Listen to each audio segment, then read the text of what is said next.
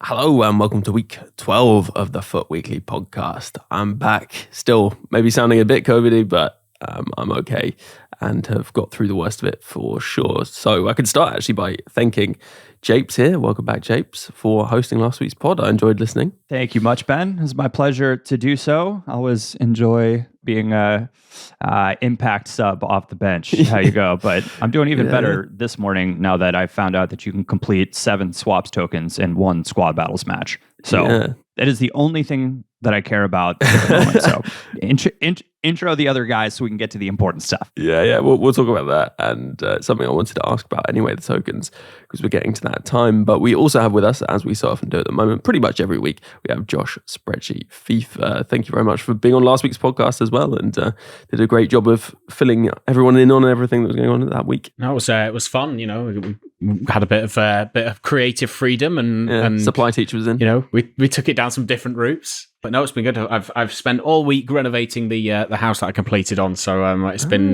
congrats. Been a bit of a mad week. I've played a lot less FIFA than I usually do, but I still kept up with everything. So yeah, looking forward to getting into it. Nice. What's your kind of pride and joy renovation wise so far? Stripping 4 layers of wallpaper. If people are listening to this and have never stripped wallpaper before, thankless. If you start and realize that there's another 3 layers underneath the first one you're stripping, just prepare yourself for a bad time. There is a place reserved in hell where all you do is strip wallpaper because it is a thankless task. Oh, yeah, sounds grim. Well, we also have with us, he didn't move himself that long ago, actually, Nate, the FUT Accountant. How are we? I'm well, Ben. Thank you for having me on again. Yeah, I'm kind of new to this place as well, but it's feeling more like home. Did you have to strip any wallpaper? Or? Thankfully, I didn't, no. A lot of painting, but no wallpaper stripping. That's good. And actually, we should start, of course, as we so often do, with Pound for Pound Powerhouse. You covered Pound for Pound last week, which was great to hear. And I can say that the clear winner of Pound for Pound was that listener suggestion, the 𝘵𝘃𝗰𝗀𝘀𝘁 𝗔𝗽𝗍. I've heard mixed reviews, and I know, Josh, you said you weren't super impressed with certain aspects of his game. And having played against him, I don't think he threatened me that much. So I was kind of surprised, but, you know, the listeners are always right. So clearly they are in this case too. I was going to move us on to this week's Pound for Pound, and kind of an interesting, slightly left field double nomination here from Neil. He went for the 2 3-token World Cup star centre-backs, which is 𝘭𝘪𝘬𝘪, who's Cameroon in the MLS, and Reggie Cannon, who's USA, Liga NOS. Not many people seem to realise they have CB as an alternate position, and they both have base pace in the 90s. I've used the tokens on them, and over the weekend have found they've been incredibly effective in this meta. Even on base stats, they're faster than almost every shadow-equipped CB in the game, and if you can get them even a little bit of chem, they're even better. I picked up World Cup Landon Donovan to give 𝘭 2 chevrons and Cannon 1 chevron. I've thoroughly enjoyed playing with both of them. If you have a few tokens lying around, I'd thoroughly recommend them both. They much enhanced my Rivals campaign this weekend. And actually, I think we talked maybe a week or 2 ago about the fact that the way pace is now with the buff to dribbling and attackers being really quick, defenders are well behind attackers in terms of their pace. And so players who are near max pace, centre-backs, I think have a big advantage over other defenders because, well, there really aren't many fast centre-backs in the game at the moment. I'm sure that will change as we move forward. Right, who are we going to nominate? We'll start with you, Nate. Who would you go for? I'm going to go with the 𝘵𝑐𝗍 that it's a Showdown 𝘵𝑐𝗍 that didn't get upgraded, which I'm sad about, but I just find him so good in the game, and I might be a little biased, but that's Showdown Aaronsen, the Medford Messi. He feels exactly in the game as he looks in real life, and he is incredibly fast. Like the acceleration in game that I feel like bringing him on as a super sub on the wing, I think he's pretty good. So that's going to be my pound for pound. I know he wasn't out for very long, and I'm sure some people that wanted to do it may have missed it if they we're on top of things. I'm pretty sure that 𝘵𝑐𝗍 was out for less than a day. Yeah, like that might so be the shortest Showdown 𝘵𝑐𝗍 ever. But yeah, I think that card was decent value for a Prem card, and of course, just the USA links as well. Yeah, so really great stats, even without the upgrade, and very cheap. A shame not to see the USA progress further, obviously being over here. Bit of a shame, but it is what it is. And we move on to another pound for pound powerhouse from yourself, Josh. I'm going to keep with the American/MLS theme, actually. However, we're going to go for the Welsh maestro who's, maybe fallen off a little bit. In Gareth Bale, his 91 rated... I'm lost with what the name of I think he's World Cup Stories. World I think Cup these Stories, cards yeah. called. Yeah, can we just pause a sec? What is the difference between World Cup Stories and what were the other ones? Path to the Road to the World Cup Stories. It's so weird how it's like performance-based but not performance-based.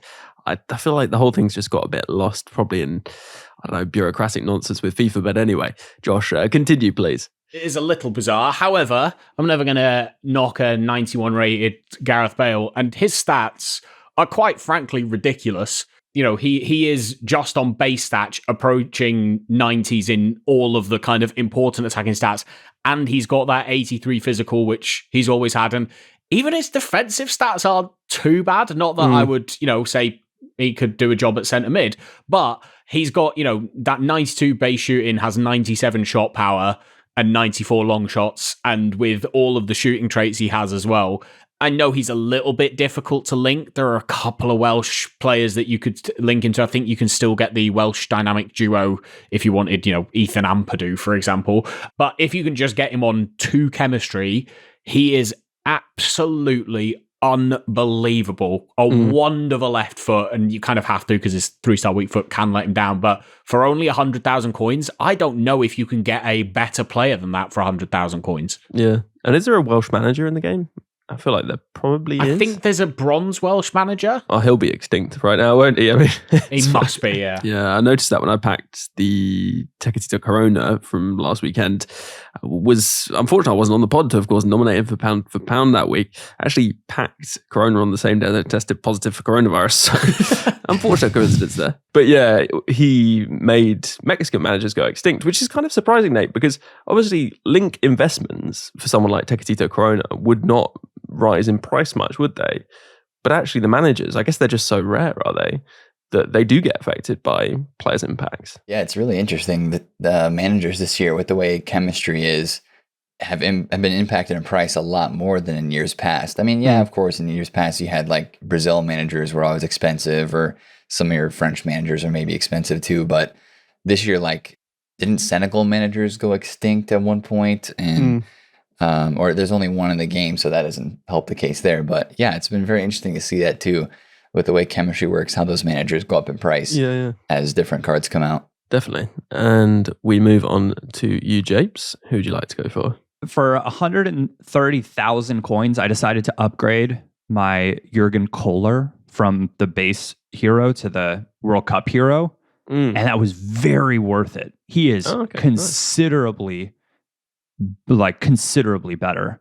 And now I find myself thinking, well, like 𝘭𝘪𝘬𝘀 is going to be the next man down on my backline. So he's maybe a shout. But I think just as it relates to cards that are, kind of still available right now, I played 𝘵𝑆𝑡Ian Schweinsteiger as my lone CDM with the deep lying playmaker instruction, and he was phenomenal.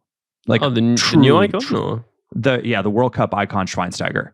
That was fairly easy to craft his SBC, and he was phenomenal. He felt like he was everywhere. Plays unbelievable passes, and made my FUT Champs weekend league experience way more fun.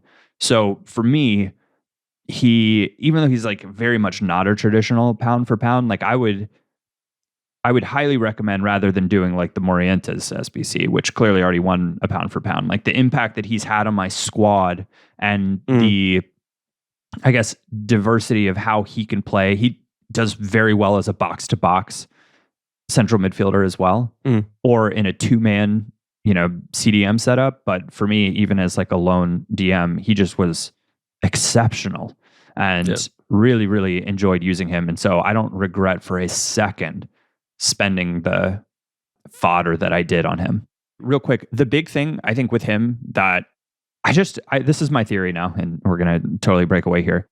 The game always feels like it's in the mud in many ways at the beginning of the cycle, because all the players that we're using have low reaction stats. Schweinsteiger has 92, and it like clicked in my head with 𝘭𝘪, we talked about it before. I think he has like 97 or 98 base reactions. The speed at which they adjust to what you're doing or react to a loose ball is insane.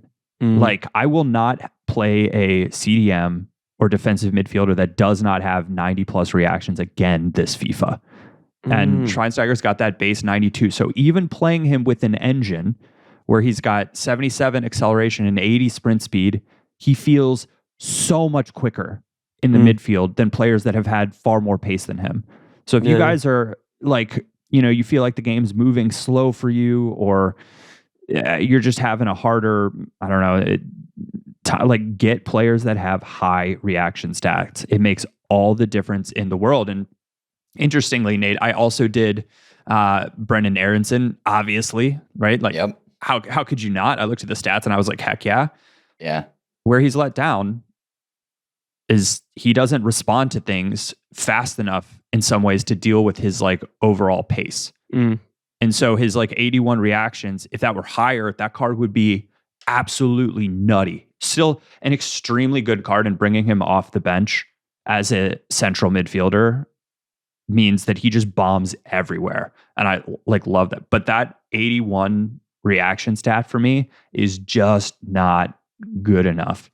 And so now when I pull up, you know, whatever stat site it might be, the first thing that I'm looking at is what is their base reaction stat, because reactions are also very, very difficult to boost. I think it's maybe Maestro and Marksman are maybe the only ones. Yeah, +4 for Marksman and Artist, and then Maestro is +8.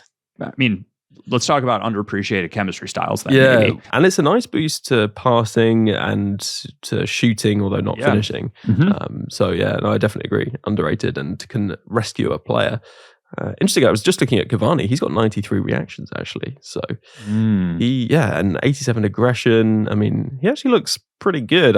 It's a little tricky with some of these, though, because he's one of those ones like Dani Alves with the strange chemistry, where you have the World Cup style chemistry. And Josh, am I right in thinking that after World Cup is over, there doesn't seem that there'll be many options for these players in terms of chemistry, unless I'm missing something? And there's no manager league for the league World Cup either, I don't think. Yeah, it seems like, because they're doing it almost like the World Cup cards, in the sense of the World Cup cards have the nation, but then their club is also their nation, and the league is the World Cup. Yeah. And for like Cavani and Suarez, you can now link those two together because they're both now got the Uruguayan nationality as their club. So they'll get a club link. But to get them, the rest of them, you've got to put in loads of Uruguayans, which isn't too bad. You know, Dani Alves, there's no Brazilian club player once the World Cup finishes. So how do you link him? The Qatari players, like, how are you linking those? So it's weird. I don't think, especially for players who have got clubs, I'm not sure we've seen EA go down this route before. It opens up an interesting thought process for what we might see in the future. Obviously, they don't have the rights this year to Liga MX, which is why Dani Alves doesn't have his club. And I think Suarez's contract with Nacional, which is where he's playing, has expired, which is why he doesn't have a club. So, it's a little bit... I don't know if we've seen it before, and they're going to need to continue doing it to make those players worth anything to be able to link them, kind of thing. So yeah, it's all right with Dani Alves, isn't road. it? Because Brazilians help. And actually, if you add Cavani and Suarez, I guess the three of them together would work quite well if you had other Brazilians. But Nagatomo, I mean, he's going to struggle because you basically, got to have special Tomiyasu, maybe. Yeah, I was going to say it's going to be some decent Japan special cards released over the next few weeks to help him. But yeah, I guess it's good to see the players at least. They could have just not bothered with these and not included them because they don't have clubs. But having them out there is nice. I think it's good to add a couple of extra usable players to the pool. Everyone likes to see Dani Alves.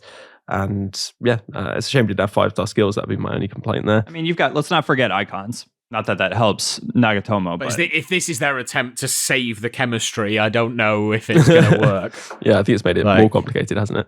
But yeah, I don't know. Moving on to just a pound for pound myself, I don't know whether it's really a pound for pound. I think there have been plenty of good options already. I feel reluctant to put forward objectives just because I mean, it feels like a bit of a cheat because, of course, they're free, but you have to put in an okay amount of time or a solid amount of time to them. But actually with 𝗬𝘬, it's stuff that you can probably complete while you're doing other things, like it's rivals and all squad battles. And if you're doing the tokens, or maybe you're just playing rivals, actually you could probably complete him, I think. He's not looking great in terms of the reactions or the composure, which is a shame. They're low 80s. I was looking maybe with a maestro or something, a marksman to boost the reactions. Does look like quite a good player. And the fact that he's 6'1", the fact that they love to do Ligue 1 crosses as objectives, I feel like he could probably get on the end of some of those and score some goals. A bit like how Jonathan David's honourable mentions last year was a sort of godsend if you had him untradeable in your club to score those headers that you had to score for, I don't know, I think it was swaps later in the cycle. I think he could be a player a bit like that. He could be quite helpful for completing objectives and things if you're not particularly set in Ligue 1 or perhaps USA, I suppose, as well. So it might just be a useful one to pick up. Although, yeah, I guess worst comes to worst, you can submit him as fodder because he's 86 rated. It's not too bad. So yeah, that'd be mine. It's a little bit of a boring one, but I think that the squad itself, in terms of the players, the selection there, it is quite good. And there are a few players that we haven't seen before, which is always fun. I feel like it's more the kind of theme and everything that has kind of lost me recently. It just feels like they're throwing out players with the World Cup badge for the sake of it. I don't know whether that's necessarily a bad thing. We all know that's kind of part and parcel. But in terms of the players themselves, anyone that people want to mention, maybe we would just do a whip round. I don't know, Nate, is there anyone in there that you're thinking, oh, they could be actually offering better value than expected, or people might have overlooked them, something like that? Even though it does, like what you said, it feels like, okay, are they just putting cards in packs right now? What's the real premise to this? Is it, that sort of thing? I think there's some cool cards in here that people will want to try and continue to use. So, yeah, I mean, I would look at that Giroud card and say that one's pretty cool. I know we talked about Bale. Yeah. I think that one's pretty neat. I mean, just the stats that you have. Yeah, the links aren't that great, but just the stats there are unreal. And maybe if I shouted one more, I would say... actually, I think 𝘬𝘁𝘀𝘁 is the biggest scam out of all of them, if I can't lie. Yeah. Well, if you compare him to his one to watch, it's such a small increase. Now his one to watch is an 86, isn't he? So right, it's like some +1s and a +2 in some stat categories, and same weak foot and skills, but it's 550k versus free in quotes because time, of course. But yeah, so I don't know. I think there's a lot of cool cards in here, and I hope we get a couple more player SBCs for these stories cards too, because if they're going to be dropping cool cards in the market, maybe one or two cool SBCs still can come too. So yeah. And 𝗬𝘁, I was going to say, where's our Dest upgrade? He still hasn't. That's what I'm saying. That's what I'm saying. That feels like really, really mean, because I was expecting that before Weekend League. Yeah. And it just didn't happen. And I was kind of they've actually gone out of the tournament since then. I mean, it's been a while, but hopefully it'll happen soon enough. Anything from you, Josh, in terms of the squad you want to mention before we move on to other bits? I kind of want to just divert away from the squad that's kind of the promo team and go to the World Cup icons, because I feel like World Cup icon Team 1, if you want to call it that, was a lot better than Team 2. Team 1 obviously covered Black Friday, which was definitely there because I think that had like Pele and R9 and the kind of elite striker Cruyff was in there as well. And this is kind of like the dregs of, okay, we'll put those in packs because we've still got them. However, there is one card amongst them that I have an affinity to because I bought him for my first Weekend League on a Road to Glory I ran last year, and he was unbelievable. And that is Hernan Crespo's World Cup icon. I was using him this weekend, and he's just everything I kind of love in a player like that. 4-star, 5-star, so shoot off either foot. His dribbling kind of across the board is superb. 83 balance is the low point, but everything else is 87 plus, and has got the biggest leap of any player I've used in the game on him. He just launches himself at the ball. Proper out and out striker. Absolutely love him. So that's my. If I throw one more in, Axel Witsel's card is. I know he's only 85 and his stats don't look incredible, but you'll have a lot of fun if you want to throw him in and need a Belgian link. Yeah, he's kind of a unique chem player in a way, isn't he? For his club and nation. I was going to say on Crespo though. I mean, you complain about Morientes' passing, but Crespo is not exactly pinging them about. He's not. He's not great. But this is where I kind of get into arguments online with younger people, because Younger people. an SBC, I am tying up coins or kind of fodder into something that I can never get back. I'm only ever going to have that card.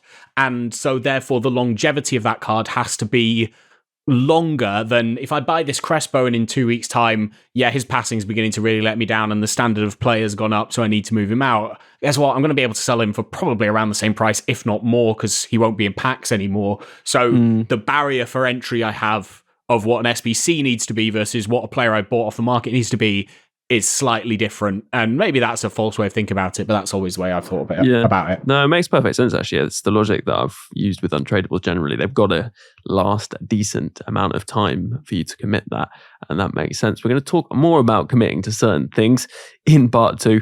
We'll be back in just a moment after the break.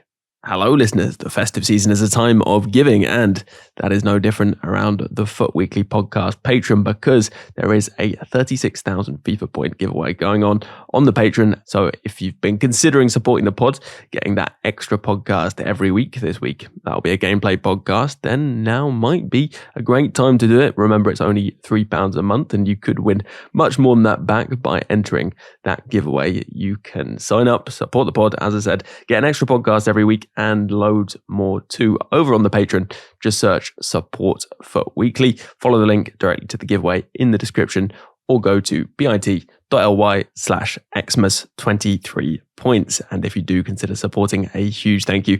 You're keeping the podcast going, and it is so greatly appreciated. Right, let's get back into the podcast.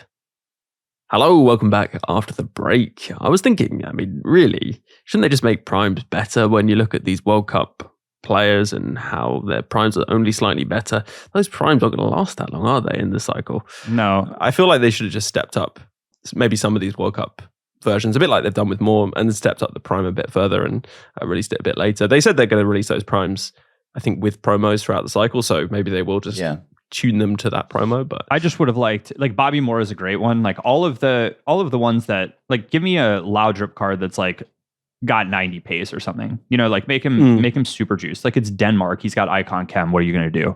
You know what I mean? Like, it's just not that prevalent. So I would have rather seen them give more upgrades like that to make these feel like far more unique. And that makes sense. I don't know. I just feel like it's another one where it's like, we're going to increase, let's just throw some like dynamic images on, give them like inform boosts and like hype. Well, to give Icon hype, we have that Icon swaps. So it's not Icon swaps, it's World Cup swaps Icon player pick, which is something that hasn't been looking particularly great so far, and more recently has just been giving Team 2 players probably some compensation due. I think I called that early on. But that is something I guess people will be considering that pick along with Vieira. How many tokens? 35 tokens for that. And you're basically praying for Brazil. Well, I guess Zidane's in there too. There are some all right players, but like I guess also I don't think Vieira is in there, right? Because he hasn't been released into pack. Right. So that's kind of interesting. Vieira for 40 tokens is completely unique to that option. Mm-hmm. So I only spent 10 so far because I was thinking of probably doing either the pick or Vieira, or possibly doing more fodder and then just, I don't know, not wasting, but spending the rest of the tokens on other things. But the pick is like so, let's just call it sexy. It just does feel so much more fun. That's the thing. Well, it's just like, you get excited about like the opportunity to get Vieira, but then you look at you look at what could be, and you're looking at like, R9, Pelé, Cruyff, Eusebio. Theoretically, from an icon pick, this is the best opportunity that you'd have to get one of those elite guys because the player pool is smaller, right? I kind of. What I've seen a lot online, like the best pick I've seen so far is someone got Samuel Eto'o, who's 2.3 million coins right now. I saw an R9 one, to be fair, but well, that just one done well for themselves. But I think one of the things I saw online, and it was the same thing that happened last year when we got the first hero pick, is that people are going, oh look, they all look the same, and just to kind of clear that up before everyone goes down like a conspiracy route, every pick if you get the same players, they will always appear in the same order. It's like they have a hierarchy of where they'll appear. So I think when in the hero pick last year, Mario Gomez would always be in the first slot. If you got him in your pick, he was always going to be in the first slot. So it's not a conspiracy, but it is wild the amount of similar or same picks I've seen with none of the big cards in it. Yeah, I agree. I was looking at some of these picks and thinking, I am just spending 35 tokens on disappointment here. I can't imagine that I'm actually going to get. I guess you're looking at what Cruyff as being obviously one of the really good ones. Ronaldo, Zidane, Figo with 5-star skills looks really good actually, and 𝘵𝘂𝘃𝗍 would be nice. I guess you'd accept a Petit maybe, and I think if you got Petit, having given up the up the ability to get Vieira, I think you'd be annoyed. Like I would look at it where would we price that Vieira if it was on the market? If you look at his mid, he'd probably be close to 2 million coins. So that puts him kind of just below Eto'o. Then you've got Zidane, Eusebio, Cruyff, Pele, and Ronaldo above him. So you've got those 6 where it would be like you've done well, and everything else is half the price or less. So I think that's the mental jump you've got to do. It's just so risky. I don't know where 91 Vieira has been rated in past years, but the World Cup one is literally like 1 rating point less in every category other than pace. Not even just category, like stat. Yeah. Basically, he's like 1 less in every stat. So, and we talk about how little like in-form upgrades matter, you know, when they do that sort of thing. So, I don't know, you're getting like prime Vieira in my mind. Yeah. The jury's still out, to be honest. I'm still not fully decided on this. And Josh, you use Vieira, right? So you can tell us a bit about what you made of him. Yeah, so I don't know where I've said it. I'm sure I may have said it somewhere, or I at least thought it, that Vieira's not worth 40 tokens. I'd definitely take the packs. You can get like 100 players that are going to be, 82 and higher and all of that kind of stuff. And so on my main account, that's what I did. I took all the packs. On an RTG that I'm running, I'm trying to get to 1 million coins as quickly as possible. I was like, let me just take this Vieira. Let me do the swaps and get this Vieira. And he is honestly ridiculous. Like for a midfielder, I tend not to use like the high level cards this early in the game, just because my pack luck isn't that good. I'm usually running first owner, and I've not experienced a centre mid like him. His first step of pace is quicker than like pretty much anyone I've used. I don't know if that's just because if he's 6'4", his legs seem like they're about 5.5 foot of that, because he just kind of strides away from people. His first step in midfield, no one catches him. And even if they do, he's 6'4" with this wide frame, and he's got ridiculous strength. He's almost like, I'm going to use a locomotive. He's like a locomotive going down a track. You just can't, you can't stop him. He just steams people off the ball. I've never seen a player throw someone to the ground in the way that he does. And his passing is 81 on the card, but don't be fooled by that. He's got 88 vision, 88 short passing, 88 long passing. Like, he can pass a ball perfectly fine. His shooting is a little bit, it needs a bit of work, but that's not what you're using him for. He is one of the best DMs I've used in any version of any game. And I've used Vieiras in the past. There's something about the way he feels in this game. I genuinely couldn't. If you've hold on to your tokens, if you've not pre-apaculated, you've got to go and get that card. It's so good. Oh, you're selling it. I'm tempted. One of the things we were talking about before we started recording was the fact that, Japes, you've got a bit of a deficit to make up of tokens. But I mean, pretty much all of them are still out there, I think, if not all of them. So, and actually, I think that's one quite good thing about this token setup, is that you can't really just miss tokens. That was always what really annoyed me about how they've done past promo tokens. Yep. The fact that you would just miss a day or so of SBCs and suddenly you were not able to get what you wanted. I think it's a better system, and certainly squad battles, Josh, you can do 7 tokens in one match? Yeah, if you could score 28 goals against the computer on Sebi Pro, you can get 7 tokens done in one game. So there's 7 through balls with a Japanese player, through ball assists, 6 finesses with a Mexican player, 7 crosses, assisting 7 crosses with an American player, assisting 7 goals in general with a Croatian, scoring 6 with Senegal, assist 7 with Canadian players on crosses, and scores 6 Dutch finesse shots, they will all get you a token. So you can pick up those 7 in one game. It's probably going to take you 2 if you're like me and can't cross for toffee. Probably going to take you 5 or 6. But that's definitely the easiest way to do it. Yeah, it's worth noting actually with the cross ones, they've made it which is nice often so that you don't have to actually score directly from the cross. You can take it down, spend time with the ball and then score, which is worth noting.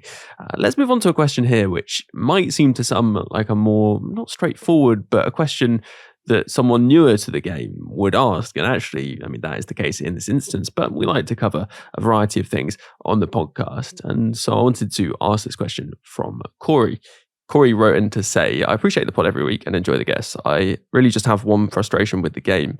It's been a couple of years since I played FIFA and have been playing since the beta and in FIFA 23. I really have been struggling to get any of the promo cards. Not a single one has dropped in a pack. The market has been all over the place, making money. To buy them has been difficult. Plus, the money I do get, I usually put into mediocre SBCs to at least get some of the special cards. The only constant way I can find is to spend hours in squad battles, which gets old quickly. I was wondering if you could go over the best strategies to get promo cards. Is it buying promo packs, just opening as many packs as you can, or are there specific packs I should be focusing on? Or should I just be on the market all the time so I can eventually afford them? I'd love to hear from the guests about their strategies, especially since there'll be a lot of good promos around this time of the year. And it's an interesting point because I think a lot of us, have our strategies or approaches which generate coins. And I think, unless you're running a first owner, maybe we do a quick show of hands, you wouldn't be relying on getting players through packs in order to try players from the current promo. For example, myself, I don't open that many packs. I don't do that many upgrades. I'm running a Road to Glory. I typically do not pack a promo player. I got 𝘃𝗲𝗃𝘀𝘁, which was nice. And that's the kind of caliber player I will pack if I pack one. So one that's like 30, 40k who, you could quite comfortably afford anyway. So I think, is that fair to say, Josh, if you're not running first owner, you are going to be buying players off the market to try them from a promo? Yeah, 100%. Especially without something like League SBCs that would allow you to just have a constant supply of packs. I wouldn't approach a promo in the only way I can get involved with this is if I pack one of these players. Look for, like I mentioned earlier, that 𝘵𝑚𝑃𝗀𝗀, his discard price. You aren't going to lose any coins on him whatsoever. If you want to try out a few of those players, find a hidden gem, throw a couple of players into a team and see how you get on. That's going to be the best way to get involved. You may end up losing, don't do it on the Friday when they come out. Probably don't do it on the Saturday. Wait for them to drop once people have completed Weekend League, that kind of Monday to Wednesday, when usually good players tend to rise a little bit and the bad players tend to stay around the same price. And that would be the best way to get involved because, like I say, without a kind of way to get repeatable packs, you can't approach it and go, I have to pack a player from this promo in order to get involved. Like you say, I don't know that I've packed a player from every promo. I don't know if I've packed a player from every team of the week either. So buying players and having fun with them, that's back to what the game is now. Go and buy a player. It doesn't have to be first owner. I know there's, it's not even like last year where you had loyalty and had to play 10 games to get it if you hadn't packed the player. So yeah, that's definitely the best way to get involved in a promo team, I think. I would also say, the way that I look at it is I try to make a decent amount of coins and work the market through many different avenues so that I have enough coins to A, either try the player if I want to, or B, give myself some leeway where I can, today's a Monday, we expect some sort of upgrade pack today. When they drop 80 plus upgrades every week, I'll throw 100k into those, or, depending on how many coins you have, you can decide how much, but at least give yourself a shot, like opening some of those upgrade packs. I've packed a few promo cards this year out of those, and of course not expecting to hit anything insane, but like the Wijnaldum card from the Road to the World Cup, I was able to pack. That goes into my team, stuff like that. So yeah, opening packs is fun, and I feel like you have to open at least a few to give yourself a chance, but also buying the players, like you mentioned, to try off of the market. That's definitely the easiest way to use them after they drop. Yeah, I'd also say in terms of completing mediocre SBCs, it's something that I personally really try and avoid. Completing SBCs at all, really. I rarely do an SBC with tradable players. And yeah, I also always try and pick the most tradable option from, say, rivals, or just try and keep my club as tradable as possible so that I have value in the club, so that I can sell things when they're high and then use those coins to purchase players to then try them. And it's something that is hard to avoid, because you see these shiny cards. You also see the allure of untradeable packs, which tend to offer more. But really, I think if you can avoid untradables, you'll get plenty of untradeable stuff anyway. I have plenty. I can do some upgrades every week, no problem. But having that tradable value in your club that you can then sell, or even discard if it's low-rated golds, right? You're going to generate coins and be able to spend on those. I wanted to come back to you, Nate, just quickly, in terms of maybe simple trading things that people can do. It'd be interesting to hear about buying fodder, because that is something that does seem to be working, especially with the fact that they are asking for like a min rating of specific players in each squad. Fodder obviously went absolutely crazy during Black Friday with all the SBCs that we had. And a lot of the fodder that we have seen move the most this year, like you said, is like, an 84 rated squad. If they say you need 2 86 or higher players, like the 86s will go up a lot. Or like in that max 89 hero SBC, it was an 86 or an 87 squad, but you had to have 3 88 pluses inside of it.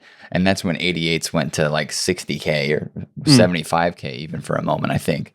So that's what I try to look for. And, it seems that 85, 86s and 88s are the ones that are required in that sort of like increased rating requirement inside the SBC. So those end up going up the most. But yeah, fodder prices have been pretty interesting over the past day or two. They went down over the weekend, and they've started to go up as people are investing for some sort of like, icon hero pack, hoping for one of those this week, which I feel like maybe we are due for one of those, since the last one that we had from Black Friday is now expired. So yeah, fodder probably will have its time again. And this is how it usually goes. The SBCs come out, it goes up, and then those go away, and wait for the next SBC to come out, and then fodder goes up again. But yeah, I don't know if we'll ever see 88s at 75K again. That was I never expected to see that. That was crazy. Yeah, that was kind of bad. Accidentally did some okay investing, because I had a couple of informed Tony Cruises that I'd got as informed investments, and because they're 89 rated or whatever, they shot up massively as well. Speaking of informs, actually, those are starting to rise up a little bit, because they haven't been putting out that Team of the Week SBC every week, and they're still requiring Team of the Weeks in these, even like Showdown SBCs. Like I'm pretty sure 𝘵𝘂 and 𝘭𝘪𝘬𝘦 both require one. So that's kind of nice to see that we weren't sure if forms were going to have a rise this year, because they kept doing the Team of the Week 1 through whatever upgrade pack every week. But they're starting to slowly rise. So I think there's no Team of the Weeks through the rest of the World Cup. So at least 3 more weeks, right? 2 to 3 more weeks of no Team of the Week yet. So I would think that in the next couple of weeks, those cards might be rising a bit more, as long as they don't release that upgrade SBC anymore.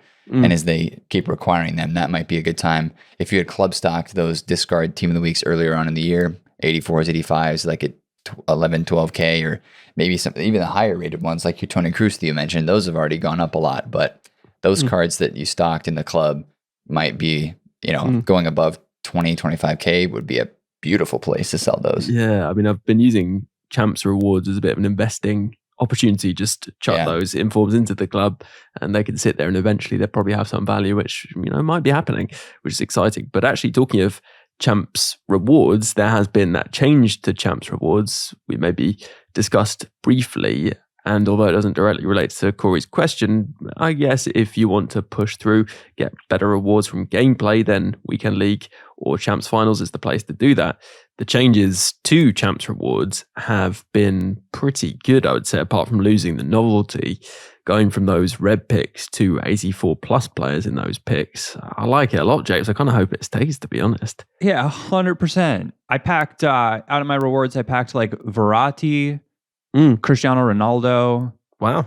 And I can't remember who the other two, but they were like higher rated than any of these. Like, look, the only time that the Reds make sense is if it's a week where you have a bunch of cards that are close to like 90 plus. Yeah. It's the only time that it makes sense. Otherwise, all of my red picks are 84 rated red pick that I guess sometimes they allow you to use them in lieu of an inform card for an SBC, usually not. And so I just end up using them as like an 84 somewhere. Yeah. So I much prefer the pick. And I started doing the math backwards to myself, and I was like, okay, well, how much is a 84 plus pick SBC? Like, how is that usually priced? Yeah, it's quite high. Yeah. And it's like quite high. And how much is a 84 rated inform go for? Maybe not as high. Yeah. And so for me, like, give me the picks, man.